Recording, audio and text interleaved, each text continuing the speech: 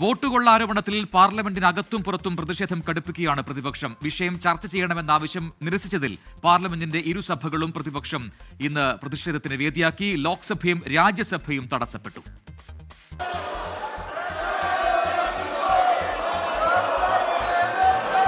प्रश्नकाल question number 321 321 माननीय उपसभापति जी.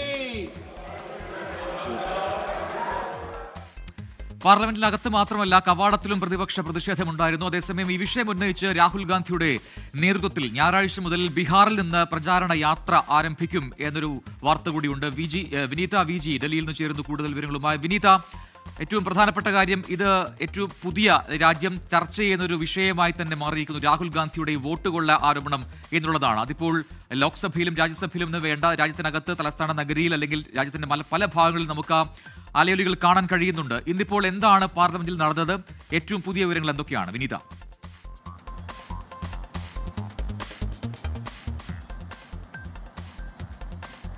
തീർച്ചയായും പ്രജൻ സൂചിപ്പിച്ചതുപോലെ തന്നെ രാഹുൽ ഗാന്ധി ഉയർത്തിയിരിക്കുന്ന ഈ ആരോപണത്തിന്മേൽ ശക്തമായിട്ടുള്ള പ്രതിഷേധ പരിപാടികൾ തന്നെയാണ് രാജ്യതലസ്ഥാനത്തും നടക്കുന്നത്. ഇന്ന് യൂത്ത് കോൺഗ്രസിന്റെ ഒക്കെ നേതൃത്വത്തിൽ ശക്തമായിട്ടുള്ള പ്രതിഷേധമുണ്ടായിരുന്നു. ഇതിൽ ഏറ്റവും ഒരു പുതിയ വിവരം എന്ന് നമുക്കിപ്പോൾ ലഭ്യമായിരിക്കുന്നത്, ഇപ്പോൾ കോൺഗ്രസിന്റെ നേതൃത്വത്തിൽ ഒരു പ്രത്യേക യോഗം ചേരുകയാണ്. AICC ആസ്ഥാനത്താണ് യോഗം ചേരുന്നത്. ഈ സംസ്ഥാന തലങ്ങളിലേക്ക് കൂടി പ്രതിഷേധം ശക്തമാക്കുക എന്നുള്ളത് തന്നെയാണ് ലക്ഷ്യം. ഇതുമായി ബന്ധപ്പെട്ടുകൊണ്ടുള്ള ഈ തുടർ നടപടികൾ അത് ഏത് രീതിയിൽ നടപ്പിലാക്കണം ഉൾപ്പെടെയുള്ള കാര്യങ്ങളൊക്കെ ആയിരിക്കും ഈ യോഗം ചർച്ച ചെയ്ത് തീരുമാനിക്കുന്നത്. മല്ലികാർജ്ജുൻ ഖാർഗെ, ഒപ്പം തന്നെ രാഹുൽ ഗാന്ധി എന്നിവർ യോഗത്തിൽ പങ്കെടുക്കുന്നുണ്ട്.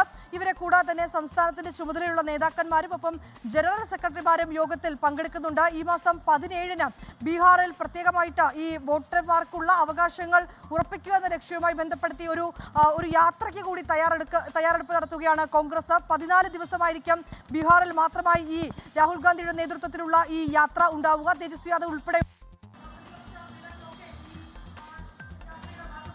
വിനീതയുടെ ശബ്ദത്തിൽ പ്രശ്നമുണ്ടെന്ന് തോന്നുന്നു. അത് ഒന്ന് റീകണക്ട് ചെയ്യാം. എന്തായാലും ഏറ്റവും പ്രധാനപ്പെട്ട കാര്യം, ലോക്സഭയിൽ പാർലമെന്റ് ഇരുസഭകളിലും ഈ രീതിയിൽ ഈ വിഷയം ഇന്ന് വലിയ രീതിയിൽ പ്രതിഷേധത്തിന് ഇടയാക്കി എന്നുള്ളതാണ്. സഭാ നടപടികൾ മുന്നോട്ട് കൊണ്ടുപോകാൻ കഴിയാത്ത വിധം വലിയ പ്രതിഷേധമാണ് ഉണ്ടായത്. കവാടത്തിലും അത്തരത്തിൽ ഈ പ്രതിപക്ഷ അംഗങ്ങൾ പ്രതിഷേധിക്കുന്നതും നമ്മൾ ഇന്ന് കണ്ടതാണ്. എന്താ ഏറ്റവും ഒടുവിൽ പുറത്തുവരുന്ന വിവരം, ഇപ്പോൾ കോൺഗ്രസ് ഈ വിഷയത്തിൽ ഒരു തീരുമാനമെടുക്കാൻ അല്ലെങ്കിൽ പുതിയ നീക്കങ്ങൾ ചർച്ച ചെയ്യാൻ ഒരു യോഗം ആരംഭിച്ചിട്ടുണ്ട് എന്നുള്ളതാണ്. മല്ലികാർജ്ജുൻ ഖർഗെയും ഒപ്പം തന്നെ രാഹുൽ ഗാന്ധിയും ഒക്കെ ആ യോഗത്തിൽ പങ്കെടുക്കുന്നുമുണ്ട്. വലിയ രാഷ്ട്രീയ വിഷയമായി ഇപ്പോൾ ഇത് മാറിക്കഴിഞ്ഞിരിക്കുന്നു.